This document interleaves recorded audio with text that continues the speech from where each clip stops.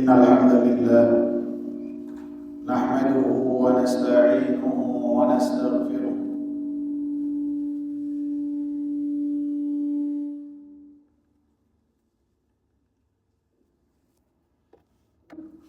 wa na'udzu billahi min shururi anfusina wa sayyiati a'malina.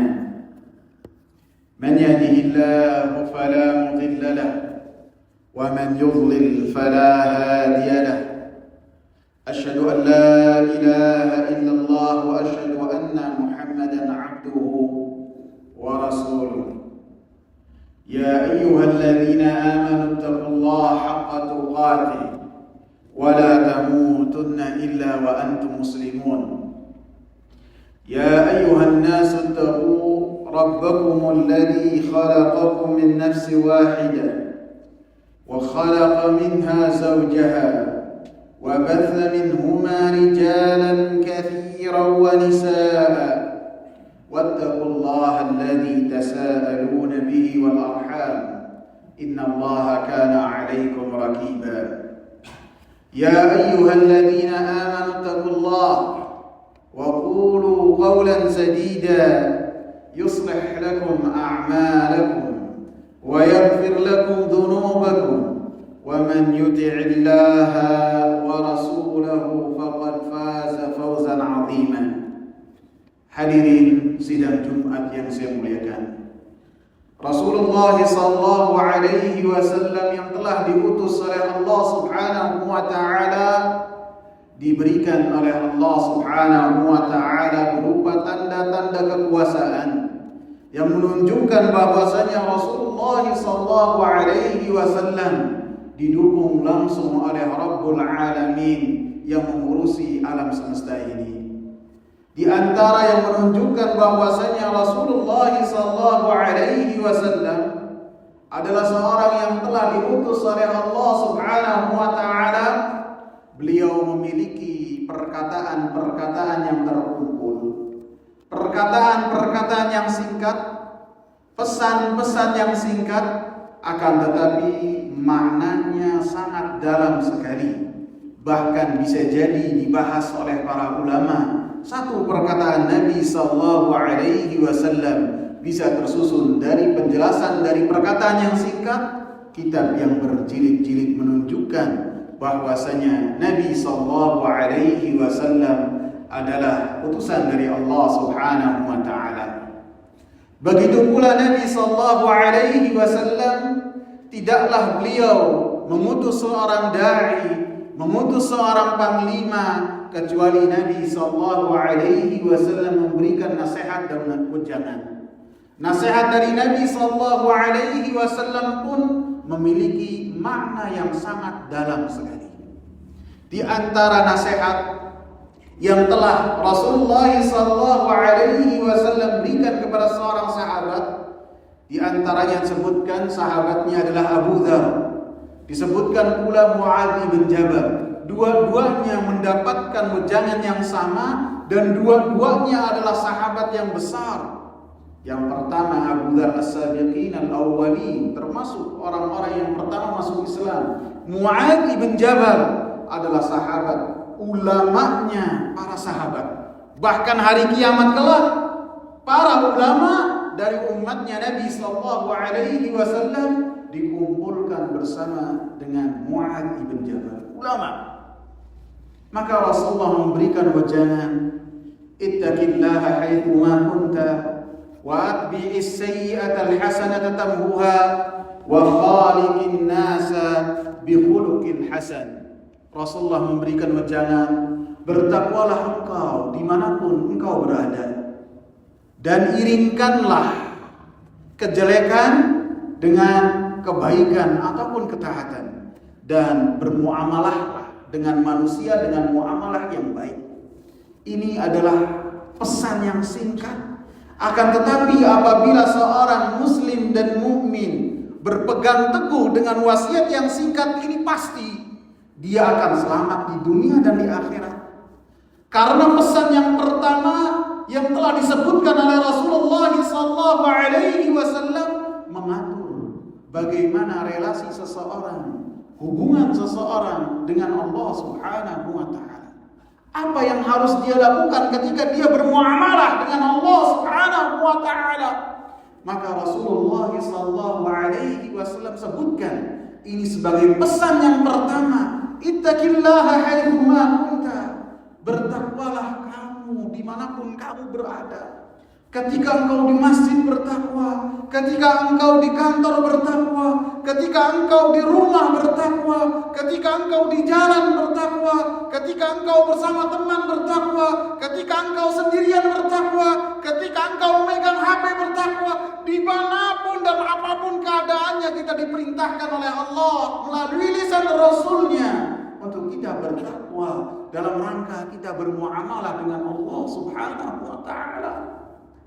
Bertakwa kepada Allah Subhanahu wa Ta'ala adalah menjalankan perintah-perintah Allah Subhanahu wa Ta'ala yang termaktub dalam Al-Quran dan termaktub dalam sunnah Nabi Sallallahu Alaihi Wasallam.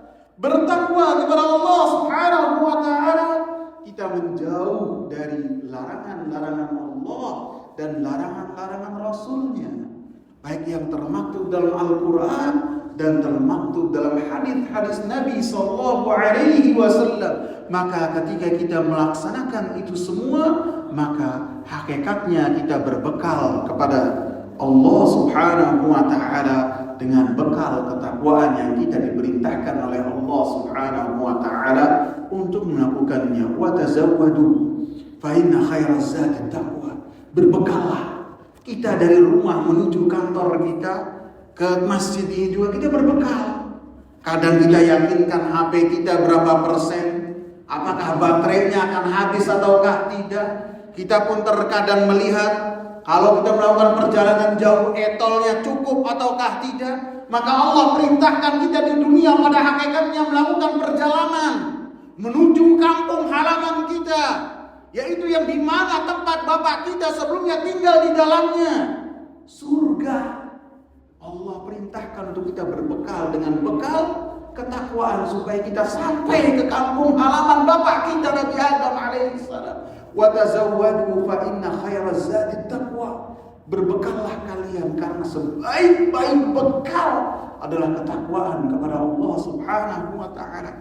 Ketakwaan tidak cukup di lisan, tidak cukup hanya ditaruh di status media sosial, tidak. Ketakwaan harus dipelajari. Kita harus belajar apa itu ketakwaan, apa itu perintah-perintah Allah, apa itu larangan-larangan Allah, sehingga dengannya kita berbekal. Dengannya kita harus menghadiri majelis-majelis ilmu. Kita harus belajar dalam perkara-perkara dunia saja kita mau belajar, apalagi yang berkaitan dengan keselamatan abadi kita. Kita masuk neraka ataukah masuk surga tergantung dari bekal yang telah Allah Subhanahu yang telah kita lakukan setelah rahmat dari Allah Subhanahu wa Ta'ala. Pesan yang kedua yang Rasulullah Sallallahu Alaihi Wasallam katakan, wa atbi'is sayyi'atal hasanata tamhuha, dan iringkanlah kejelekan itu dengan kebaikan. Ini Rasulullah sebutkan yang berkaitan dengan muamalah setiap dari kita dengan dirinya sendiri. Apa yang harus kita lakukan? Rasulullah katakan semua manusia pasti melakukan kesalahan, tidak ada yang luput dari dosa. Tidaklah satu hari kecuali kita melakukan kesalahan. Maka Rasulullah Sallallahu Alaihi Wasallam sebutkan solusinya. Wa atbi'is sayyi'atal hasanata. Iringkanlah setiap kesalahan-kesalahan tersebut dengan ketaatan kepada Allah Subhanahu wa Ta'ala, sehingga ketaatan-ketaatan tersebut akan menghilangkan jejak-jejak hitam di hati seorang, sehingga hati seorang tersebut bisa kembali bersih dan bisa menghadap kepada Allah Subhanahu wa Ta'ala dalam beribadah dengan ibadah yang berkualitas. Ini tentu apabila kesalahan-kesalahannya, dosa-dosanya adalah dosa-dosa kecil. Dosa-dosa kecil apabila seorang melakukan ketaatan, dosa-dosa kecil itu rontok dan gugur. Seperti ketika seorang mengambil air wudu, maka air wudu tersebut dengan jatuhnya air, maka kesalahan-kesalahan yang terusap dengan air wudu jatuh. Ketika sampai di mata, kesalahan-kesalahan yang dilakukan oleh mata jatuh, hilang. Ketika seorang sujud, maka ketika sujud tersebut kesalahan-kesalahan yang dia lakukan, dosa-dosa kecil maka akan gugur. Akan tapi yang berkaitan dengan dosa-dosa besar haruslah diiringi dengan taubat kepada Allah Subhanahu wa taala secara khusus, sehingga orang tersebut ketika bertaubat kepada Allah, dosanya akan diampuni oleh Allah, termasuk kesyirikan kepada Allah Subhanahu wa taala. Aqulu qawli hadza wa astaghfirullah li wa lakum wa lisa'iril muslimin min kulli dhanb. Alhamdulillah wassalatu wassalamu ala Rasulillah wa ala alihi wa sahbihi wa man ittaba'a bihudahu ila yaumil qiyamah. Nasihat yang ketiga, Rasulullah sallallahu alaihi wasallam katakan, wa khaliqin nasa bi khuluqin hasan.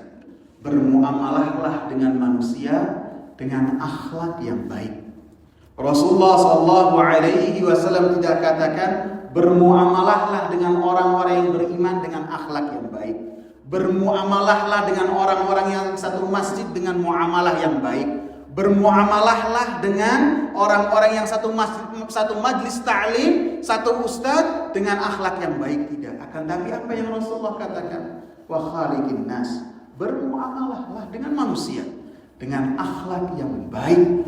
Siapapun orang yang ada di hadapan engkau, maka tunjukkanlah kepadanya akhlakul karimah. Sehingga dengan wasiat dan pesan yang ketiga ini, Rasulullah sallallahu alaihi wasallam memerintahkan kita bagaimana kita bermuamalah dengan orang lain.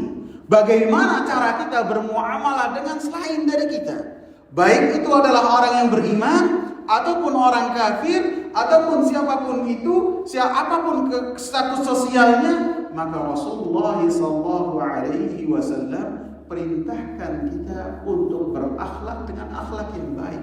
Senyuman, ucapan kata yang baik, kita tidak menyinggung perasaan dia, maka itu semua adalah akhlak yang baik yang telah Rasulullah sallallahu alaihi wasallam perintah. Dan akhlakul karimah ini memiliki kedudukan yang sangat tinggi di dalam agama ini. Rasulullah sebelum diutus dikenal dengan akhlak yang sangat baik. Dan Rasulullah sallallahu alaihi wasallam pun menggemarkan para sahabat dan para umatnya untuk mereka berakhlak dengan akhlak yang baik. Rasulullah sebutkan, inna min ahabbikum ilayya